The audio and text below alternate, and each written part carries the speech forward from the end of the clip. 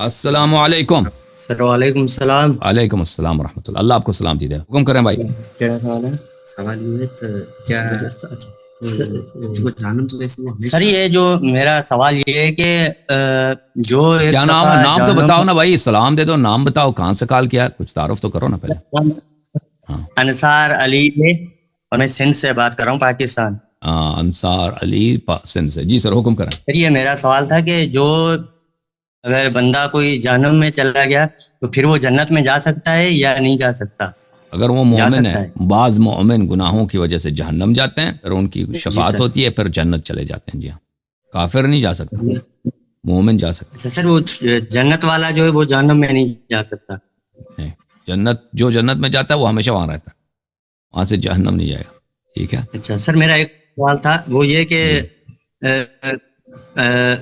قیامت کا قریب ترین وقت کون سا ہوگا؟ کیا حدیث اس کی ملتی ہے؟ تھوڑا جو اس کے بارے میں قیامت کا قریب ترین وقت کون ہوگا؟ وہ مختلف آیات قرآن مجید میں قیامت کی نشانیاں، احادیث میں قیامت کی نشانیاں ہیں. زمین و آسمان میں کیا چیزیں پیش آئیں گی وہ ابھی ہمارے پروگرام کا موضوع نہیں ہے. اس میں آپ کتب حدیث میں، قرآن مجید میں، سورہ قیامہ وغیرہ میں آپ دیکھ لیں، وہاں پہ قیامت کی نشانیاں بتائی گئی ہیں.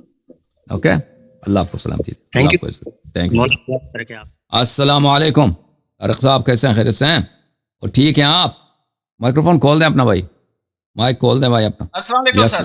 علیکم السلام ورحمۃ اللہ. کیسے ہیں؟ خیریت سے ہیں انشاءاللہ؟ ٹھیک ہیں آپ؟ جی ماشاء اللہ. اللہ جاری صاحب کیسے ہیں؟ اللہ آپ کو سلامتی اور عزت دے. Thank you sir. اللہ آپ کو جزائے خیر. آج تھوڑا آپ میں دیکھ رہا ہوں کہ کچھ سوال بھی ایسے آ رہے ہیں، آپ تھوڑا غصے میں ہیں. بس وہ پیچھے سے وہ آپریٹر حضرات تنگ کر رہا ہے نا. ایک آپریٹر تو وہ کچھ ہی نہیں کر رہا، وہ تو بالکل پتہ نہیں کیا کر رہا ہے، سو رہا ہے پتہ نہیں کیا. دوسرا آپریٹر ہے بیچارہ، اسے سنبھالا نہیں جا رہا. تو یہ چکر ہے. جی ہاں، اللہ آپ کو جزائے خیر دے. اللہ پاک خیر کرے. اللہ جاری صاحب، وہ جی ایک سر. یار جیسے میں نے پچھلی دفعہ کہا تھا کہ جب ہم بیٹھتے ہیں تو میں آپ کی طرف سے وکیل بن کے بات کرتا ہوں. جی جی. تو اگر یہ نہ سمجھنا کہ یہ ٹائم ضائع کرنے کے لیے آ جاتا ہے، اگر ایسی بات ہے تو میں نہیں نہیں نہیں، اللہ آپ کو سلامتی دے. اللہ آپ کو عزت. جی. وہ سوال یہ ہے کہ جو آپ نے وہ کہا متع کے بارے میں، جی وہ جو عقلی دلیل ہے وہ کوئی ایکسیپٹ نہیں اس چیز کو کر رہی. کہ ایک تو انہوں نے کہا کہ شریعت عقل سے ثابت نہیں ہوتی بھائی. شریعت عقل سے ثابت نہیں ہوتی.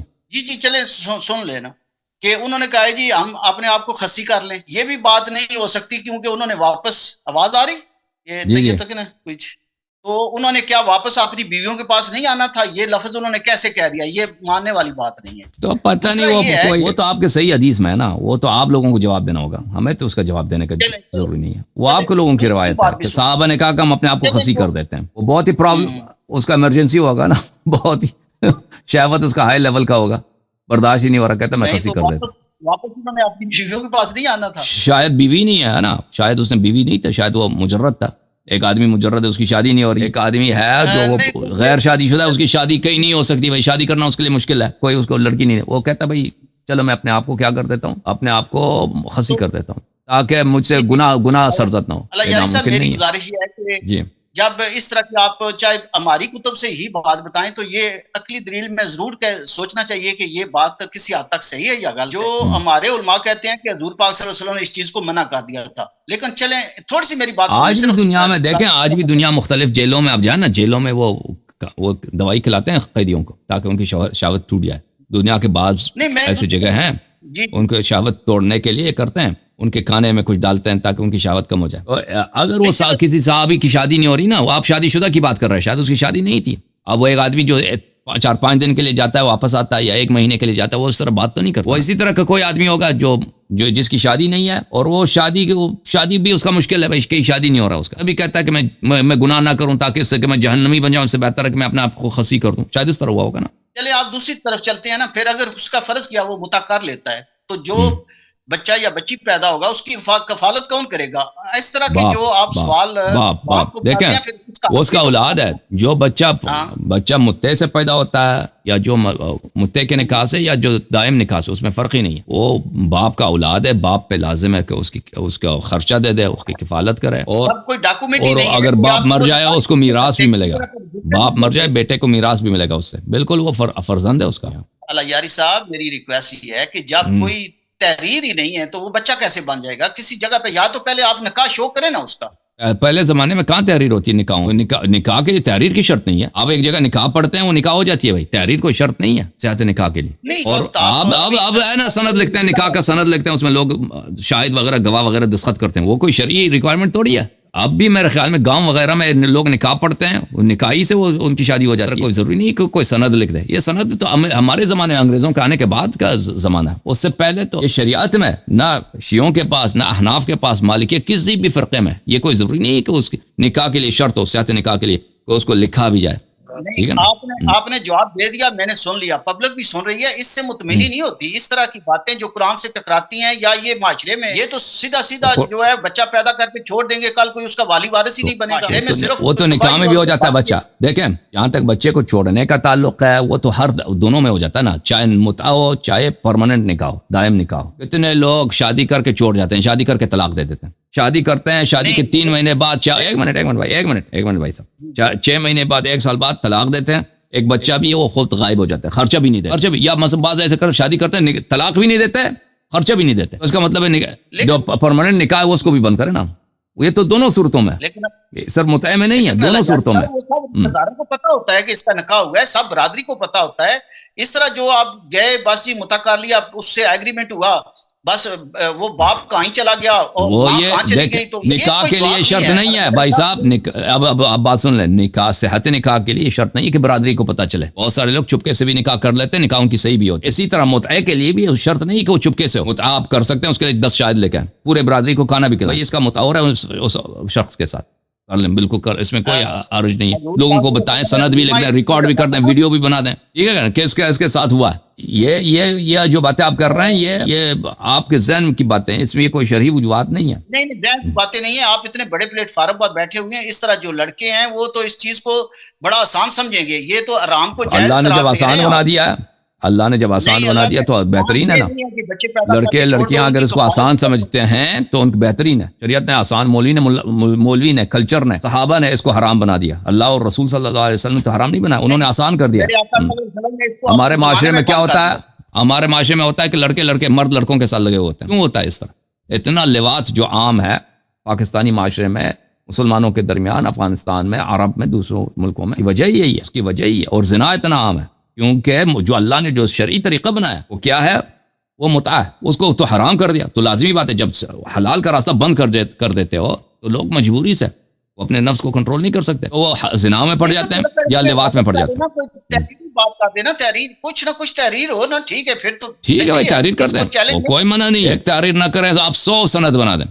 یہاں پہ ہمارا نکاح متع ہو رہا ہے اس عورت کے ساتھ بالکل بنائیں. ہم نے کہا ویڈیو بنا دیں اس کا ویڈیو بنا دیں کہ یہ قاری بھائی ہمارا نکاح صیغہ پڑ رہا ہے بالکل بنا کوئی حرج نہیں ہے. میں چاہتا ہوں اللہ یاری صاحب ایسی بات پبلک میں جانی چاہیے. مسلمانوں کا امیج اچھا ہونا چاہیے. اس طرح جو ہے بالکل مذاق بن کے رہ جائے گا. آپ تھوڑا سا نا پلیز ایسی شادی بھی نہیں بھائی مس یوز جو ہے شادی کی بھی ہوتی ہے. آپ مجھے بتائیں مس یوز غلط استفادہ شادی کا نہیں ہوتا. اتنے لوگ ہیں بھائی کسی بچی کے ساتھ شادی کرتے ہیں وہ اس کا ایک مہینے 2 مہینے 3 مہینے اس کے ساتھ رہے پھر اس کو نہ طلاق دیتے ہیں اور نہ خرچہ دیتے ہیں خود بھی غائب ہو جاتے ہیں. یا یہ کہ شادی کر کے اس پھر وہ طلاق دے دیتے ہیں. یہ مس یوز کی بات جو آپ کر رہے ہیں نا مس یوز ہر جگہ ہے. مس یوز دوسری بات یہ ہے کہ باقرہ عورت کی متع نہیں ہوتی. باقرہ جو لڑکی ہے جس کی کبھی شادی نہیں ہوئی اس کی متع کے لیے ہوتی ہے لیکن اس کے والد کا شرط ضروری ہے اور کوئی والد یہ اجازت نہیں دیتا. وہ دنیا میں بہت ہی کم کوئی والد ہوگا جو اپنی بیٹی کا باقرہ لڑکی کا اجازت دے دے کہ اس کی متع ہو جائے. متع کس کے ساتھ ہوتی ہے جو طلاق شدہ عورت ہے یا جو بیوہ عورت ہے اس کے ساتھ ہوتی ہے. وہ ہاں بالکل باتیں طے کریں نا کہ یہ نا خان سمجھے کہ ٹھیک ہے جو کچھ ہے بس جائز ہے.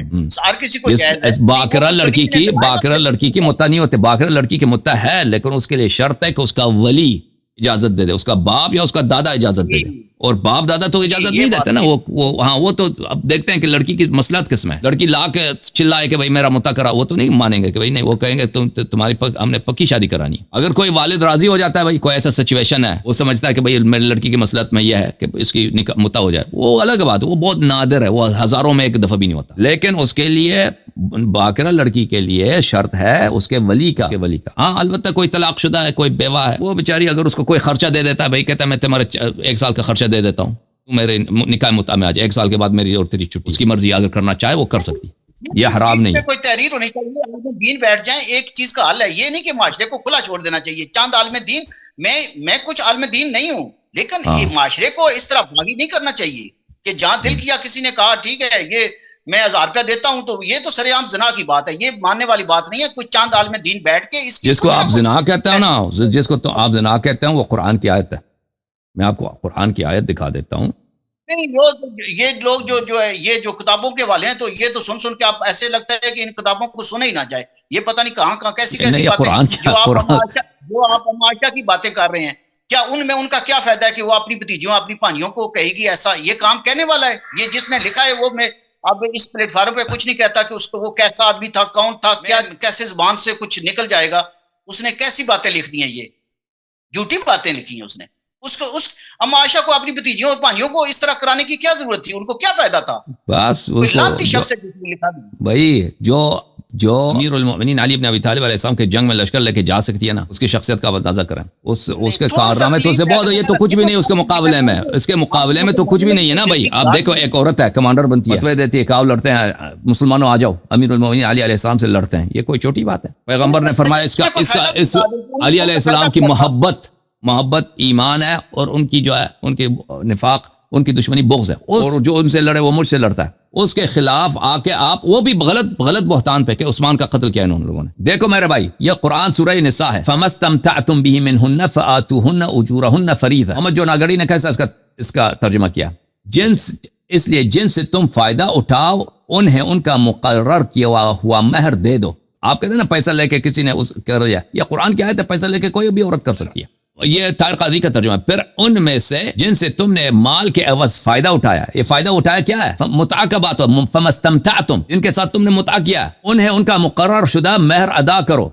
یہ متعہ کی بات ہو رہی ہے. یہ ان لوگوں نے ترجمہ کیا فائدہ اٹھانے کا. یہ فائدہ اٹھانے کی بات نہیں ہو رہی, یہ متعہ کرنے کا, کہ متعہ جب کرتے ہو تو ان کے ساتھ جو تم نے پیسوں کا جو اگریمنٹ کیا اس کو دے دو. میں آپ کو دکھا دوں سورہ نساء کی آیت نمبر 24 میں نے آپ کو دکھایا نا, فمستمتعتم بِهِ مِنْهُنَّ فَآتُوهُنَّ أُجُورَهُنَّ فَرِيضَةً.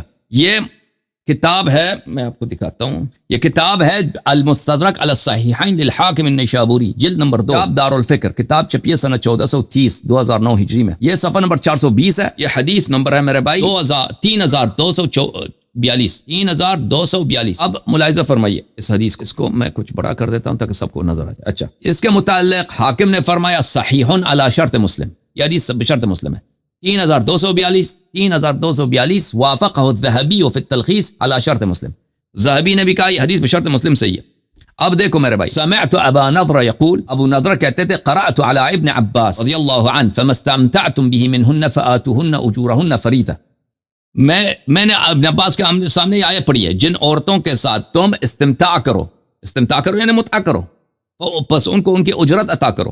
قال ابن عباس, یا سورہ نساء نمبر 24, ابن عباس نے اس آیت کو اس طرح پڑھا ہے فَمَسْتَمْتَعْتُمْ بِهِ مِنْهُنَّ إِلَىٰ أَجَلٍ مُسَمَّى.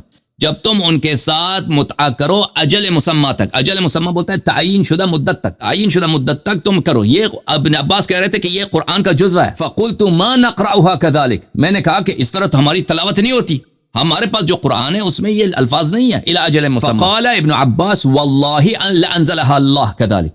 کہا کہ اللہ کی قسم اللہ نے اسی طرح نازل کیا. اصل قرآن میں اجل مسمى ہے, اس کو زید بن ثابت اور عمر بن الخطاب ان لوگوں نے ہٹا دیا کیونکہ عمر نے اس کو حرام قرار دی. ملاحظہ کریں,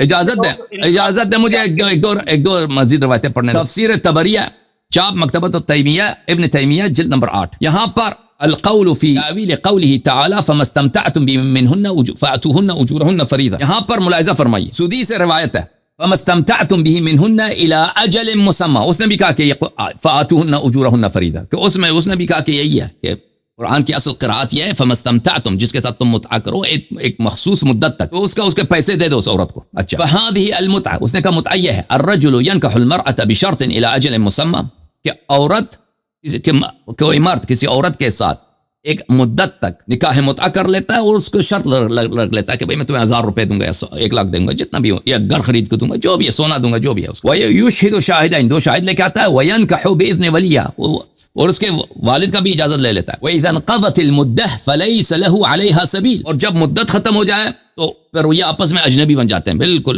یہ طلاق ہے ہی نہیں, مدت ختم ہو جائے تو بالکل اسی سے ان کی علیحدگی ہوتی ہے. وَهِيَ مِنْهُ بَرِيَّةٌ, اور یہ اس سے کیا اجنبی بن جاتی ہے.